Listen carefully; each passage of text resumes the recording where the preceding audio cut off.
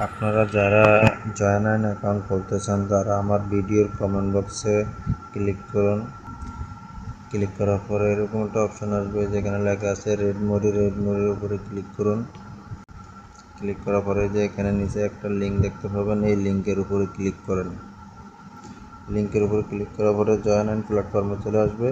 এখানে তিনটি অপশন দিচ্ছে, এখানে আপনি ব্যবহারকারীর নাম দেবেন, এখানে পাসওয়ার্ড, এখানে যে পাসওয়ার্ডটা দেবেন সেম পাসওয়ার্ড এখানে দেবেন। এই যে আমি বসিয়ে নিয়েছি ব্যবহারকারীর নাম, দু নম্বরেও সেম পাসওয়ার্ড বসিয়ে নিয়েছি। তারপরে এখানে পরবর্তী অপশন লেখা আছে, পরবর্তী অপশনে ক্লিক করব। পরবর্তী অপশনে ক্লিক করার পরে এরকম একটা পেজ আসবে, এখানে আপনারা নগদ বিকাশ নাম্বারটি দিবেন, এখানে আপনারা জিমেল বসিয়ে নেবেন। আপনারা জিমেল না দিলেও হবে, কিন্তু জিমেল বসিয়ে নিলে ভালো। এই যে আমি বসিয়ে দেখাচ্ছি, এই যে আমি বসিয়ে নিয়েছি, এখানে নগদ বিকাশ নাম্বারও বসিয়ে নিয়েছি, এখানে জিমেলও বসিয়ে নিয়েছি। বসিয়ে নেওয়ার পরে এই যে হাতের ডান পাশে একটা নাম্বার আছে, এই নাম্বারের উপরে দিয়ে একবার ক্লিক করবেন।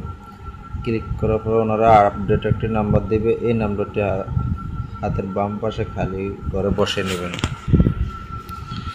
নাম্বারটি বসানো হয়ে গেলে এই যে হাতের বাম পাশে একবারে নিচে চার কোণা ঘর একটি আছে, স্কোয়ার ঘর, এখানে একটি ক্লিক করবেন। এখানে ক্লিক করার পরে এই যে ব্লু টিক চিহ্ন উঠবে, ব্লু টিক চিহ্ন ওঠার পরে যে এখানে সম্পূর্ণ লেখা আছে, সম্পূর্ণতে ক্লিক করুন। সম্পূর্ণতে ক্লিক করা হয়ে গেলে যে এখানে লেখা আছে এখানে জমা দিন, এখানে জমা দিনে ক্লিক করলাম। ক্লিক করার পরে যে আমার অ্যাকাউন্ট খোলা হয়ে গেছে, আমি এখন প্রোফাইল অপশনে ক্লিক করব। প্রোফাইল অপশনে ক্লিক করার পরে এখানে লেখা আছে ব্যক্তিগত তথ্য, এই অপশনটিতে যাব। এই অপশনটিতে যে আমার অ্যাকাউন্টটা ভেরিফাই করব, এই যে এখানে লেখা আছে ভেরিফাই ওটিপি, এখানে ক্লিক করব।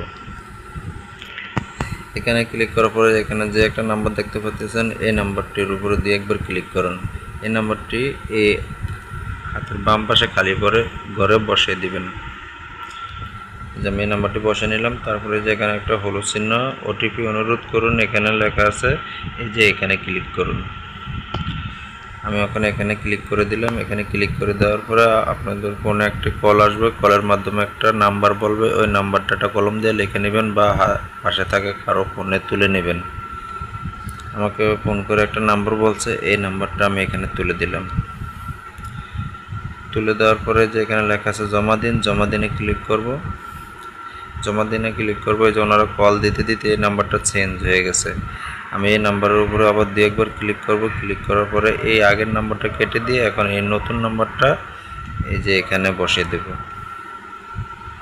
নতুন নাম্বারটা বসিয়ে দেওয়ার পরে যে এখানে লেখা আছে জমা দিন, জমা দিন আবার ক্লিক করব। ক্লিক করার পরে আমার বিকাশ নাম্বারটি ভেরিফাই হয়ে গেছে, এখন আমার লেনদেন করতে কোনো অসুবিধা নেই।